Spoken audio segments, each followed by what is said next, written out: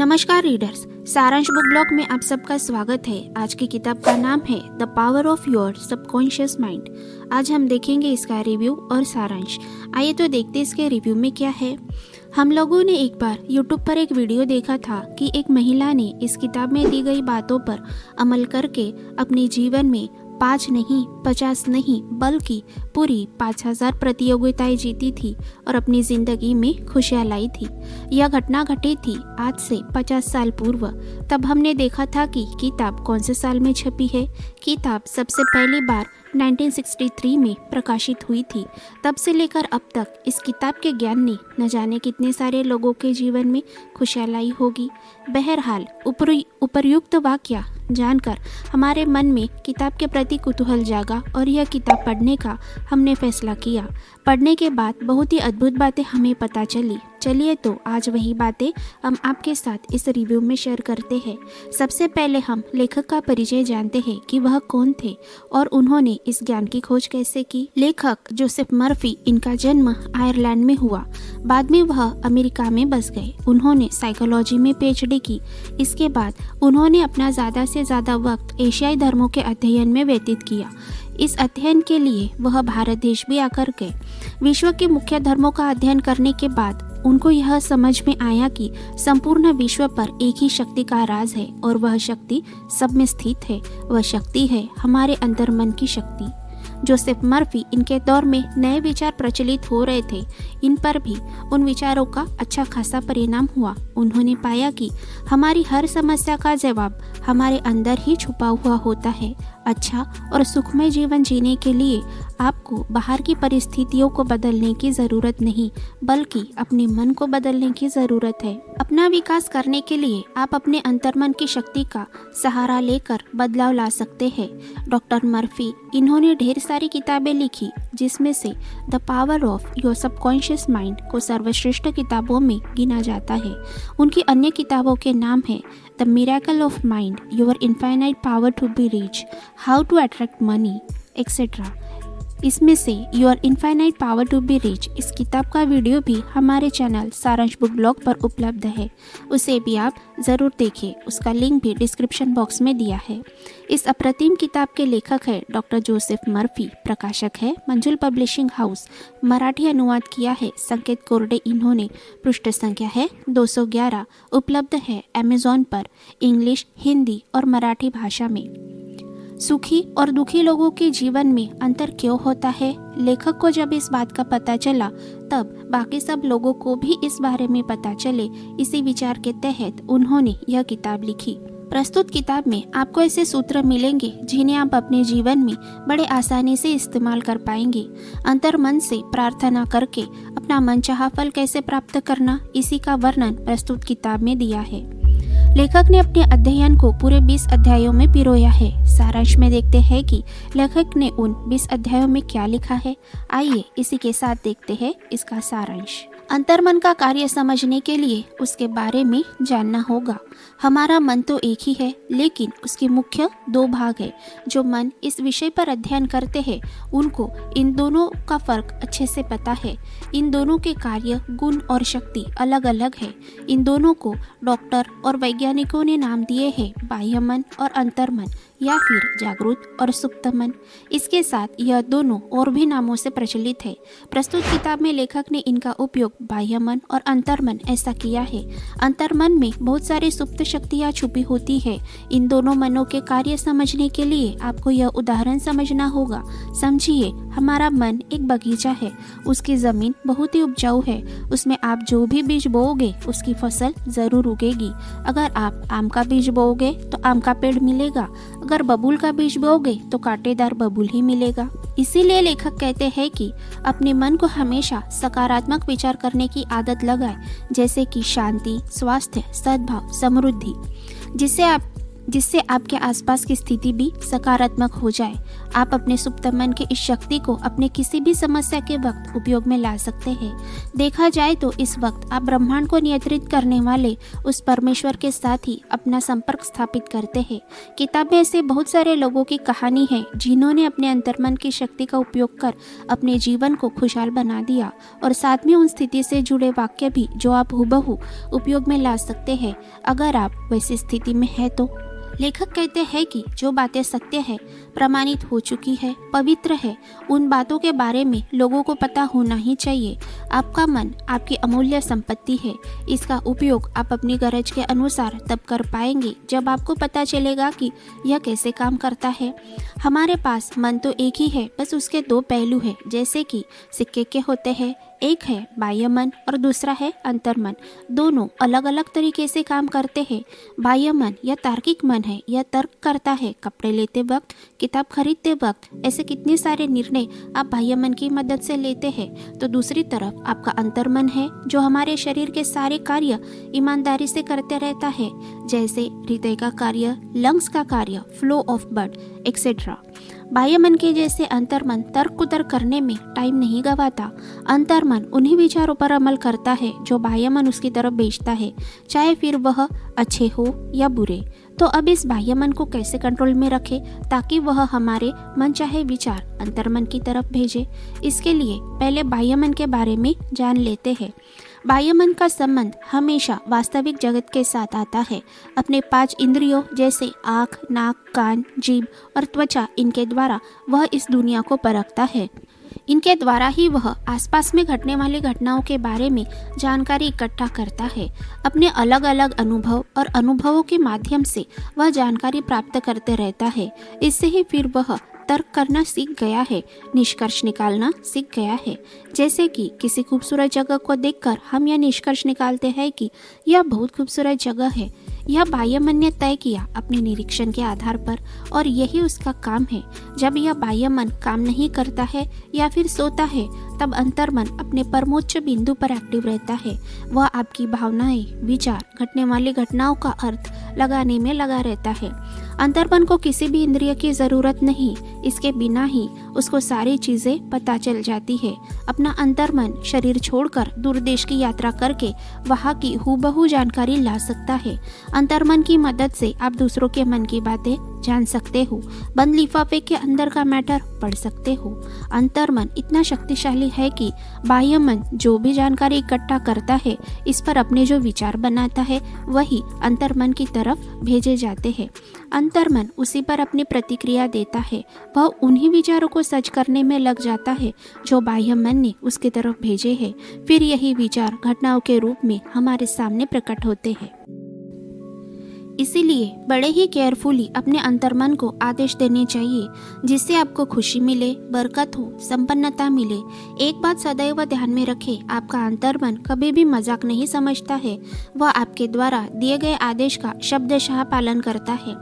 मनुष्य जिस समाज में जन्म लेता है, उसमें जन्म से ही उस पर नकारात्मक सूचनाओं का हल्ला बोल दिया जाता है, जैसे कि तुम्हें यह नहीं जमेगा, तुम यह नहीं कर सकते, तुम पूरी तरह गलत हो इत्यादि। इसी को हमारा अंतर्मन चाहे अनचाहे स्वीकार कर लेता है और उस पर प्रतिक्रिया देकर वैसी ही परिस्थितियां हमारे आसपास निर्माण कर देता है। फिर हम इन्हीं परिस्थितियों को सत्य मान इनको बदलने की कोशिश में लग जाते हैं। आपके अंतर्मन ने भूतकाल में ग्रहण की गई नकारात्मक सूचनाओं को आप सकारात्मक सूचनाएं देकर बदल सकते हैं।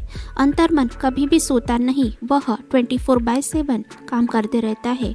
अपने अंतर्मन से काम निकलवाने का सबसे अच्छा तरीका यह है कि रात में जब आपको बहुत तेज नींद आने लगे, तब आप उसको यह काम बता दे, सूचना दे जो आप उसे देना चाहते हैं। यानी कि सोने के पहले आपका अंतिम विचार वही होना चाहिए जो आप उसे देना चाहते हैं, और उठते बराबर ही आप उसी अच्छे विचार के बारे में सोचें तो आपका अंतर्मन आपको जवाब जरूर देगा। महान साहित्यकार शेक्सपियर को अंतर्मन की शक्ति के बारे में पता था। इसकी शक्ति को इस्तेमाल करके उन्होंने महान साहित्य की रचना की। उनके साहित्य में यह झलकता भी है। उनके ज़माने के किसी भी व्यक्ति को इसके बारे में पता नहीं था। ऐसे ही महान जर्मन संगीतकार बीथोवन, इन्होंने अंतर्मन की शक्ति से महान संगीत बनाया। 17वीं और 18वीं सदी के ऐसे बहुत से डॉक्टरों के बारे में आपको किताब में पढ़ने को मिलेगा जिन्होंने अंतर्मन की शक्ति से अपने मरीज का इलाज किया, जिन पर बाकी लोगों को विश्वास करना मुश्किल था। लोग उन्हें चमत्कार के रूप में देखते थे। हमारा शरीर और उसके सारे भाग अंतर्मन ने ही तैयार किए हैं, इसीलिए शरीर के किसी भी भाग में अगर कुछ गड़बड़ हो गई तो उसको अंतर्मन ठीक करना जानता है। जैसे रोबोट फिल्म में बिगड़े हुए रोबोट को बनाने वाला वैज्ञानिक चिट्टी ही उसे ठीक कर सकता है। आप अपने अंतर्मन को सही आदेश देकर अपनी किसी भी बीमारी का इलाज कर सकते हैं।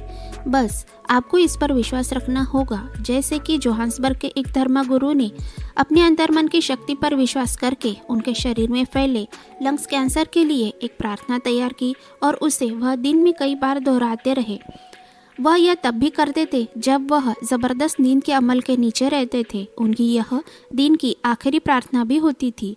कुछ ही दिनों में वह पूरी तरह ठीक हो गए। उन्होंने प्रार्थनाओं में अपने लिए शरीर की पुनर्निर्मित, सेहत और स्वास्थ्य मांगा। प्राचीन काल में भी अंतर्मन की शक्ति द्वारा मानसिक उपचार किए जाते थे, बस उनके तरीके अलग अलग थे। उपचार करने वाले लोग रोगियों को सम्मोहित कर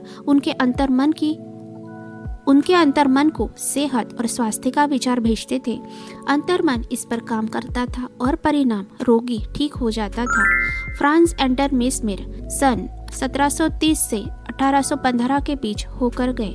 यह एक ऑस्ट्रियन डॉक्टर थे। वह पेरिस में प्रैक्टिस करते थे। एक बार उन्हें पता चला कि मरीज के शरीर को चुंबक लगाने से उसका रोग ठीक हो जाता है। उसके बाद उन्होंने कांच और मेटल के टुकड़े भी उपचार करने के लिए उपयोग में लाए।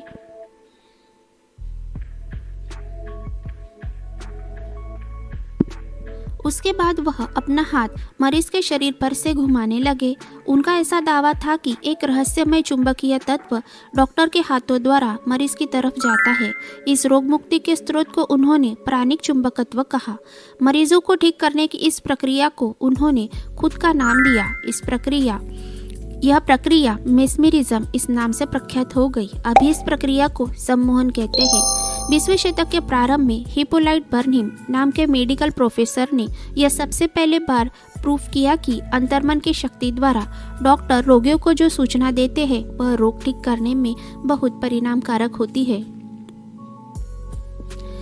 इन सूचनाओं के द्वारा उन्होंने बहुत से मरीजों को ठीक किया। प्रार्थना चिकित्सा को मानसिक उपचार या वैज्ञानिक प्रार्थना भी कहते हैं। चार्ल्स बोडोइन फ्रांस में रशियन इंस्टीट्यूट के प्रोफेसर थे। वह एक साइकोलॉजिस्ट और न्यू नांसी स्कूल ऑफ हीलिंग के रिसर्च डायरेक्टर थे। उन्होंने यह ढूंढ निकाला कि अंतर्मन को सूचना भेजने का सर्वश्रेष्ठ तरीका तब है जब शरीर की सारी गतिविधियां कम हो जाए, मन अर्धचेतना अवस्था में रहे, यानी तेज नींद आने के पहले का समय। उस वक्त आप अंतर्मन को आपको जो चाहिए वह सूचना भेज सकते हैं।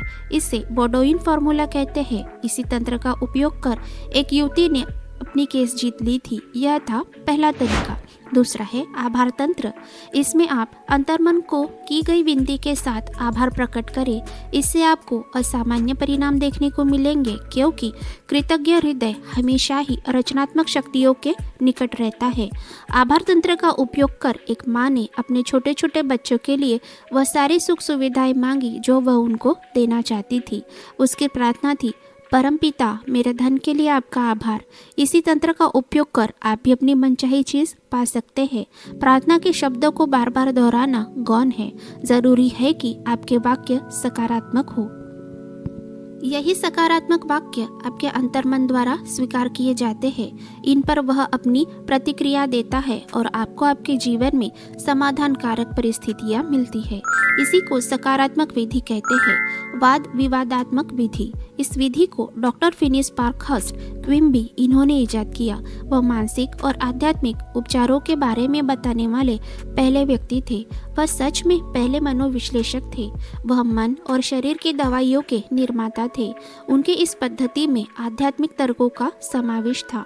इसमें उपचारक मरीज के दिमाग में यह पूरी तरह भर देता है कि उसके रोग यह गलत विश्वास, आधारहीन भय और अंतर्मन में भरे नकारात्मक विचारों की वजह से हुए हैं। इसके बाद रोग मुक्ति के आदेश उपचारक देता है। आखिर में ब्रह्मांड में व्याप्त मन एक ही होने की वजह से डॉक्टर को जो सच लगता है वही रोगी को भी सच लगता है और फिर वह ठीक हो जाता है। परम विधि पद्धति, इस विधि में रोगियों के नाम का उल्लेख किया जाता है। फिर उस व्यक्ति को भगवान और उसके गुणों के चिंतन में लगा दिया जाता है। जब वह व्यक्ति ऐसे दैवी विचारों में लीन हो जाता है तब उसकी चेतना एक अलग ही आध्यात्मिक लेवल पर पहुंच जाती है। इसके बाद उस व्यक्ति को ऐसे लगता है कि उसकी सारी तकलीफें भगवान के प्रेममय विशाल सागर में कहीं घुलकर विलीन हो गई है। इस परम विधि की तुलना आज के अल्ट्रासाउंड चिकित्सा विधि से की जा सकती है। उसके बाद है आदेश देना। एक युवती ने इसी आदेश विधि पद्धति का उपयोग कर उसका पीछा करके परेशान करने वाले लड़के से पीछा छुड़ाया। अब वह क्या है, ये किताब में पढ़े। आप अपने अंतर्मन को नया ब्लूप्रिंट देकर अपने आप को फिर नया बना सकते हैं। आपका शरीर हर 11 महीने में नया बनते रहता है। आप अपने विचार बदलकर अपने शरीर को बदल सकते हैं। ईर्ष्या, चिंता, फिक्र के विचार आपके पेशी और ग्रंथियों को नुकसान पहुंचाकर उनको नष्ट करते हैं, मानसिक और शारीरिक रोग निर्माण करते हैं। इस शक्ति का और इन पद्धतियों का इस्तेमाल करके आप अपने मनचाहे परिणाम पा सकते हैं, अपने ज़रूरत का धन पा सकते हैं। जैसे लॉस एंजलिस में रहने वाला एक ऑफिसर ढेर सारा पेमेंट पाता है, वह अपनी लाइफ अच्छे से एंजॉय करता है, पर उसके कंपनी में ऐसे भी लोग हैं जो उससे ज़्यादा काबिल और होशियार है, फिर भी वह इसको मिलने वाली सैलरी का 10वां भाग ही प्राप्त कर पाते हैं। इस पर इस ऑफिसर का कहना है कि उनको उनके अंतर्मन की शक्ति में रुचि ही नहीं है। इसके अलावा दुनिया में ऐसे भी लोग हैं जो सकारात्मक वाक्य बोलते तो है लेकिन वह असफल रहते हैं। क्यों? क्योंकि जब वह कोई सकारात्मक वाक्य बोलते हैं जैसे कि मैं करोड़पति हूँ, उसी क्षण उनको यह भी लगता है कि यह बात झूठ है। इस कारण उनका बाह्य मन इस बात को अस्वीकार कर देता है। ऊपरी तौर पर वह जो बोलते हैं वह व्यर्थ हो जाता है, इसीलिए फिर उन्हें विपरीत परिस्थितियों का सामना करना पड़ता है। अंतर्मन केवल प्रबल और शक्तिशाली विचारों को ही स्वीकार करता है। अपने लिए धन संपत्ति पाने का सबसे आसान तरीका यह है कि रात को सोने के पहले संपत्ति इस शब्द को शांति और भावपूर्ण तरीके से दोहराए। इस शब्द को धीरे धीरे लोरी के जैसे दोहराए और यह शब्द बोलते बोलते नींद आ जाए तो सो जाए।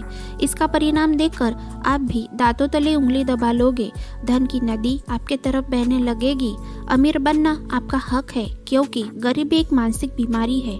अपने धन संपत्ति पर टीका टिप्पणी कभी नहीं करना चाहिए।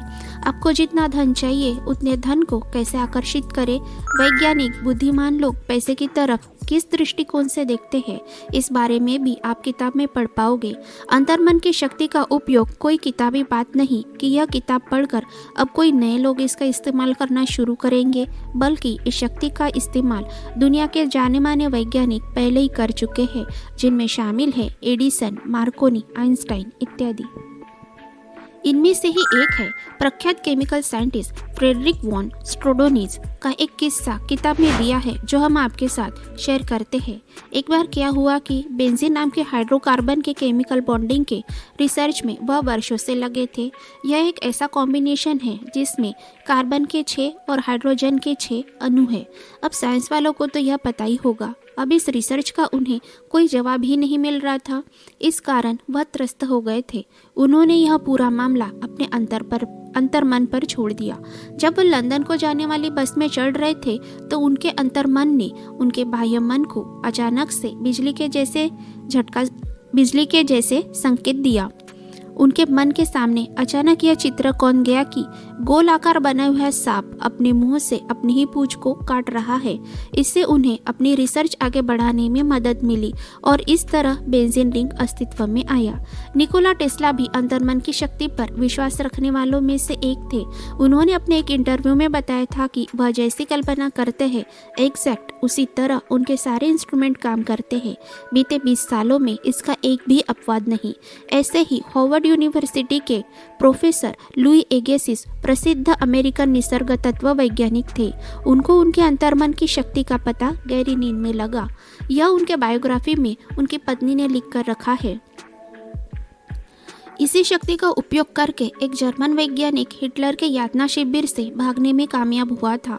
अंतर्मन की शक्ति का उपयोग करके आप अपनी खोई चीजें भी ढूंढ सकते हो। यह सारे चमत्कार अंतर्मन और गहरी नींद के सहयोग से हो सकते हैं, क्योंकि नींद इंसान को मिला एक वरदान है। हम सोते क्यों हैं, इस बारे में रिसर्च करने वाले वैज्ञानिकों में से डॉक्टर जॉन बिगेलो एक थे। नींद एक प्रकार की प्रार्थना है। अगर आपकी नींद पूरी नहीं हुई तो इसके गंभीर परिणाम आपको भुगतने पड़ सकते हैं। मेडिकल वैज्ञानिकों ने यह प्रूव कर दिखाया है कि नर्वस ब्रेकडाउन के पहले मरीज नींद न आने की बीमारी से पीड़ित होता है। रीडर्स डाइजेस्ट में रॉबर्ट ऑफ रबायन इन्होंने एक लेख दिया जिसका नाम था may be you need more sleep. यह एक नींद के बारे में किया गया प्रयोग था। नींद आपको मार्गदर्शन देती है। जैसे एक युवती ने नींद में अपनी नई नौकरी के लिए मार्गदर्शन मांगा कि उसे वह नौकरी स्वीकार करनी चाहिए या नहीं। उसके अंतर्मन ने उसे नहीं का जवाब दिया क्योंकि 6 महीने बाद उस कंपनी का दिवाला निकल गया। अंतर्मन की शक्ति से आप अपने वैवाहिक समस्याओं को कैसे सुलझा सकते हैं, इसको डिटेल में जानने के लिए आपको अंतर्मन और वैवाहिक समस्या इस अध्याय को पढ़ना होगा। किताब के लास्ट चैप्टर में बताया है कि मन से हमेशा जवान रहे।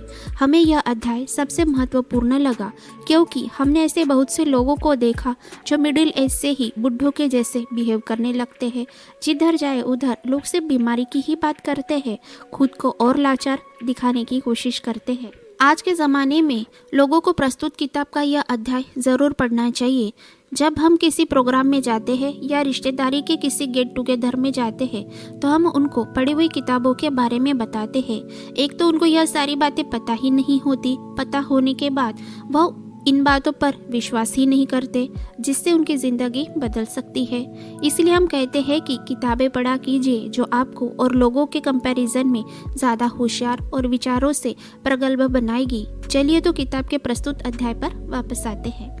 इस अध्याय में बताया गया है कि आपका अंतर्मन कभी भी बुढ़ा नहीं होता क्योंकि वह ईश्वर का अंश है। उसको स्थल और काल का कोई बंधन नहीं है। सच माने तो लोग उनको उनकी बढ़ती उम्र के अनुसार बुढ़ा मानने लगते हैं जो कि सरासर गलत है। लेखक ने ऐसे बहुत सारे महिला पुरुषों के जीवन का अध्ययन किया है जिन्होंने बुढ़ापे में यश हासिल करके खुद को महान साबित किया। बुढ़ापा आने के बाद उनको लगता है कि अब वह किसी काम के नहीं, उनकी किसी को ज़रूरत नहीं। इससे उनके मन में निराशा भर जाती है। पर सच तो यह है कि उन्होंने यह बदलाव खुशी और उत्साह के साथ स्वीकार करना चाहिए क्योंकि जीवन आध्यात्मिक और शाश्वत होता है। हम कभी भी बुढ़े नहीं होते क्योंकि जीवन यानी भगवान, और भगवान कभी बुढ़े नहीं होते। आप उतने ही यंग दिख सकते हैं जितना आप खुद को समझते हैं। इसका एक अच्छा उदाहरण लेखक ने बताया है कि एक 85 साल के सर्जन डॉक्टर है। वह सुबह ऑपरेशन करते हैं, दोपहर को मरीजों को जांचते हैं और शाम को मेडिकल जर्नल के लिए लेख लिखते हैं। वे इस दृष्टिकोण के साथ जी रहे थे कि वह उतने ही उपयोगी है जितना वह खुद को समझते हैं। नाटककार जॉर्ज बर्नार्ड शॉ 90 साल की उम्र में भी बहुत सक्रिय थे। बढ़ती उम्र के साथ आप में समझ और अनुभव की भी वृद्धि होती है। आप इससे किसी संस्था की मदद कर सकते हैं। आपको अपनी उम्र का मान रखना चाहिए। आप उत्कृष्ट काम कर सकते हैं। नए नए काम करना सीखें। बुढ़ापे के पिंजरे में खुद को कैद ना करें। आप अपने अंतर्मन की ऊर्जा को जगाकर जवानी के दिनों को फिर से जी सकते हैं। अपने दृष्टिकोण को हमेशा सकारात्मक रखें। लेखक के पिता ने उनके 65 साल की उम्र में फ्रेंच भाषा सीखी। 70 साल में उन्होंने इस पर महारत हासिल की। वे 99 साल की उम्र में इस दुनिया से चले गए। तब तक वह लेखक की बहन को उच्च शिक्षा में मदद कर रहे थे। महान ग्रीक तत्वचिंतक सोक्रेटिस इन्होंने 80 की उम्र में म्यूजिक इंस्ट्रूमेंट बजाना सीखे। माइकल एंजेलो इस महान चित्रकार की गुणवत्तापूर्ण कलाकृतियाँ 80 साल के बाद की है।